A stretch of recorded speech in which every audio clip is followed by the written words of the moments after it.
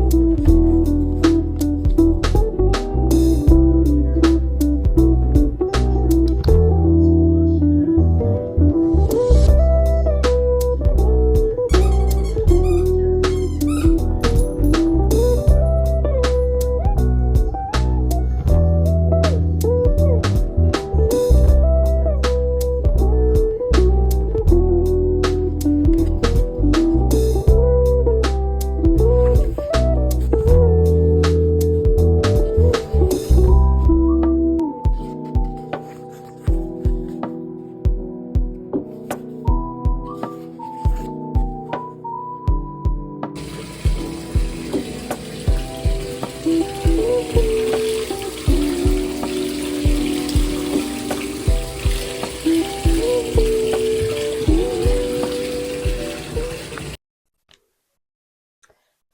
it's been a while since I started this vlog, so I have a lot to catch you up on, a lot to say. So grab your favorite beverage and let's get going. I'm about to go work out, so ignore this. But I have finished Nothing Like the Movies by Lynn Painter, and I have very mixed feelings about this. I guess I'll start with my star rating. I gave it 4 stars because I did like the writing. I liked the character development from the first book into this book and how the circumstances have created the differences in our main characters. Um, However, I felt like it was a bit fan servicey. Like, this didn't need to exist. It didn't.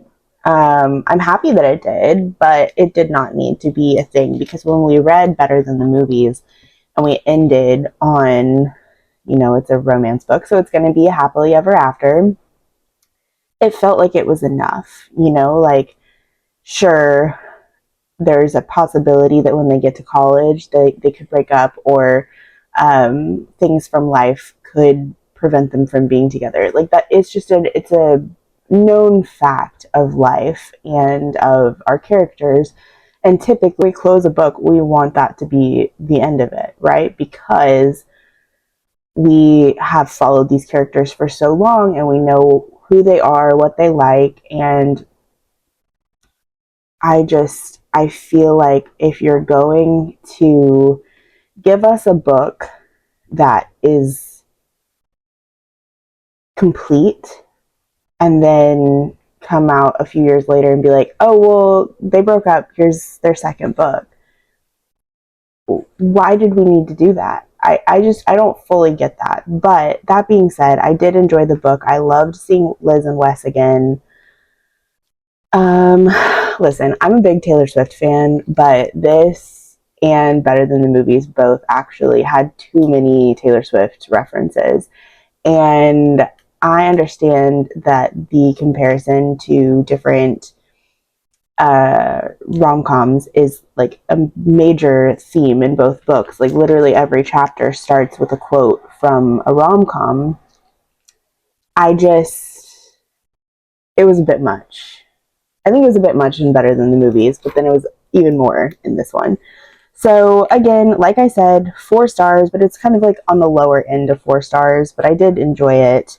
I loved the tension and the chemistry that we felt between our 2 main characters, even though they weren't wanting to maybe rekindle as quickly as, the reader might want them to. They still had that like love and understanding for each other. So even when they weren't together, you could still just tell there was that like bond that they still shared, and that was really cool to see. I think that Lynn Painter did a really good job of bringing that out of our characters. So yeah, I don't know. I liked Better Than the Movies, but it wasn't my favorite. I liked The Do-Over and Betting on You more. I think my issue with Better Than the Movies when I read it originally was that Liz just lied a lot, like bold-faced lies all the time. And it was hard to read. And then you get into this book and she's like the cool girl. She's one of the guys. And it was just like, okay, cool. So anyway, I finished that and I've made progress in 2 other books. Let me get to the place I'm in X's and O's, and then we can catch up on it. This one, I almost DNF'd pretty quickly on, only because I find it really hard to believe that a 30-year-old woman is this obsessed with men. But that being said, I got over that quickly and I'm over halfway through the book. And I listen, okay, I'm almost 30. I turn 30 next year. I I love my man, but I don't like men.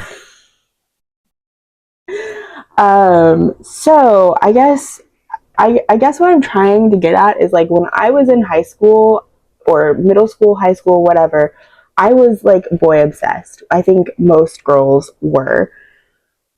But I got over that pretty quickly, like pretty early on in life, or at least I would say. And so I think that seeing this girl have a list of potential exes that she would go back to date. Because that's let me start with the premise of this book. So this is the second in the influencer series, which the first one was Sent on You. It was fine. It was, I think I gave it 3 stars. So this book is following the main girl from that book's sister. She has recently gone through a bad breakup. She was engaged for 3 years, or after a 3-year relationship, he broke up with her right before their wedding, and so she, I guess she doesn't know how to be alone, but she's also like characterized herself as the girl. Okay, so you know how she even says this in the book in How to Lose a Guy in 10 Days. Andy is like the cool, like cool as can be kind of girl, like girl's girl. One of the guys, like she's everything, right? And then when she's trying to lose Matthew McConaughey, she switches the flip, like yeah, switches the flip, and she's like kind of neurotic and like all over the place. And our main character in this book, Tara, says that she is that version of Andy, and it was crazy. Like she didn't like being called crazy, and I'm like, how are you 30 years old and think that that behavior is normal? You know, like how do you fall in love with every guy you see and think that that is normal? So we have a list of her ex-boyfriends. We get this list regularly, and so then if she runs into one or like meets up with them, whatever the case may be, she'll cross one out. Okay, so this is the first time we see the list, and it's Tara's ex-boyfriends 1 through 10. Okay, and it's Daniel, childhood love; Tommy, ninth grade boyfriend; Jacques, student senate boy; Cody, high school sweetheart; Jeff, I don't know what that says, something weak fling, I don't know; Zion, campus bookstore cutie; Brandon, world traveler, the one that got away; Linus, Brandon rebound; Mark, book club intellectual; and Seth, ex-fiance. And I just like, I don't get it at all. How, how are,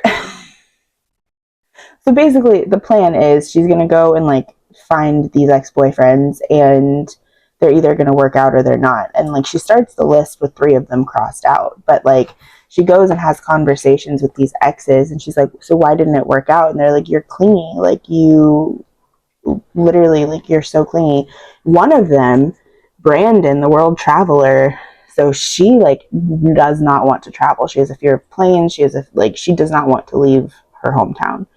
um and they meet up for like coffee or something, and he's like talking about all these travels that he wants to do, and she's like, oh my gosh, that sounds so nice. Meanwhile, internally, she's like, that sounds awful, I could not do that. And it's like, why are you literally lying to these men? Like, that's your problem.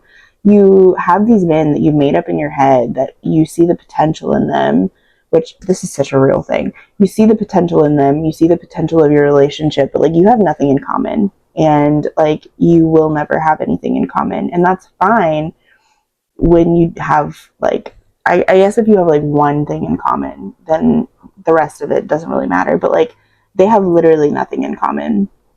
But he's the one that got away, you know, and it's just crazy to me. So I have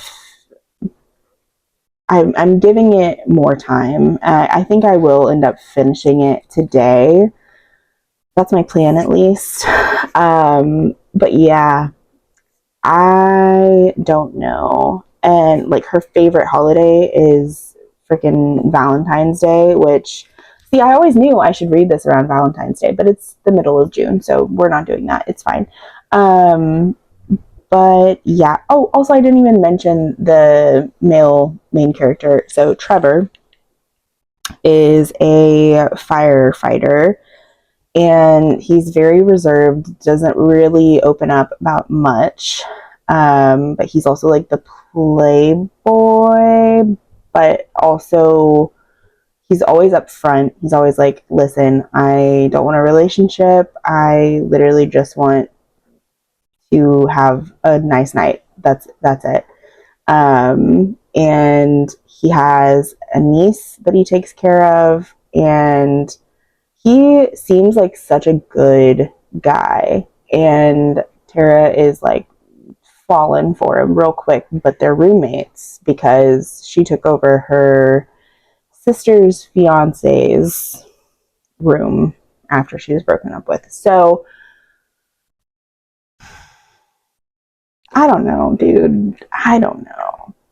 Maybe the last little bit can pick up for me, but like literally the only redeeming point of this is that Trevor is so patient with her, and he's like, yeah, whatever. Like he just knows that she is crazy. I mean, I hate saying crazy. He knows that she is a little bit love obsessed, and he's here for it, and it's been entertaining. That part of it has been entertaining, and he's like trying to help her with, you know, talking to these men and like trying to help her be better at dating. But meanwhile, you're like slowly starting to see him be like, oh wait, maybe I like her. But you never get his perspective, so you don't know what he's thinking, which is kind of annoying. But yeah. Okay, and then I've also made some progress in I've made some progress in Restless Slumber by KJ Sutton. Here's the thing. The Fortuna Sworn series is not like excellent writing or super insanely detailed plots or anything like that. The writing is fine. The plot is good, and I feel like the pacing is just a little weird. I also don't love the dreamscape thing. I don't get it. I don't see the importance. Maybe I will eventually, but as far as being this far into book 2 in the series, I'm not getting it. So in the first book, we follow Fortuna, who is a nightmare, which is it's a species that's going extinct, basically. So we are in the modern world, but there's also like vampires, werewolves, nightmares, and other things like that that live amongst the humans, but it's kind of hush hush at the same time. I don't know. So 2 years ago, Fortuna's brother goes missing, and she cannot find him. And she, oh gosh, how do they meet? I can't remember how they meet. I think he walks into the bar that she works at, but this fairy comes up to her, and he's like, hey, um, I know your brother's missing. I know where he is. If you marry me, I can take you to him. So she's like, okay, that's literally my only option. So she does it. And it makes more sense when you're reading it. When I say it like that, it's just kind of a little bit of a crazy plot line. But anyway, so she does it. And in the first book, she like does all of the, there's trials in the first book. And there's a lot of deceit, and there's a plot twist, and it's there's a lot of trauma in this series. So that's been really interesting to see how she kind of interweaves that throughout the story. And so far I'm liking it. It's just not my favorite. And I have slowed down with my reading it. So I think I'm going to switch over to the audio because I got that on Audible. So I think I'm going to do that. And then a book that I started yesterday is Juniper Hill by Devney Perry. So I'm not very far into this book at all. Okay, I'm almost to chapter 3. I've read 32 pages. So again, not very far. I did not read it for very long yesterday. I feel like Devney Perry's writing is so bingeable though, so I don't think I'll have an issue. My goal is to finish these 3 books today. So I have the audio for these 2 and I can fly through this one, but we'll see what we get through. But basically, either way, this vlog is ending today. So, because I didn't talk to you for like a week and a half, and it's supposed to go up today, so it's fine. Everything's fine. But yeah, I will come back with more thoughts on these books soon. Okay, so my vlog did not go as planned. I was able to finish these 2 books. I finished another series and made progress in one, but I still have these 2 books that I have not finished yet. And I'm just going to end the vlog here because that's okay. I made a little bit more progress in Fortuna, but none in Juniper Hill, and that's okay. So basically, yesterday I had planned to finish those 2 books and I just didn't get that done because we ended up watching a movie to celebrate Juneteenth. We watched 1001. It was very interesting, very different premise. It was good. It was a very good movie. Michael was saying very good movie. It was a very good movie. And then after that, we went out for one of our best friends' birthdays to kind of celebrate her. Danielle, if you're watching, love you, girl. But yeah, so we weren't home for quite a while, and I didn't have the time to read or get as much done as I wanted to. So I think it's fine if I just call it here. So hopefully I can finish those books soon. It's just not going to be for this video. But that's okay. So stay tuned if you'd like to see my thoughts on those. I think for the 2 that I did finish, I definitely liked Nothing Like the Movies more than X's and O's. And quite frankly, the more I think about this book, the more it pisses me off. You cannot convince me that this woman is 30 years old. Like acting like that? No, absolutely not. I can't comprehend that. So, yeah, and everybody says that the 3rd book in that series is even worse. So I'm not super looking forward to that, but that's okay. So, all in all, 2 out of 4 books, not that bad. I would have loved to have read more, but it's fine. And yes, so if you're interested in seeing my next vlog, which will be Can I Finish My June TBR, because I have quite a few books left on my June TBR, stick around, subscribe. I'd love to have you here. I am trying to be more productive, put out more vlogs, put out more videos, all of those things. And yeah, just having your support would mean the world to me. So like, comment, subscribe, do all of the things. I'd love to have you here.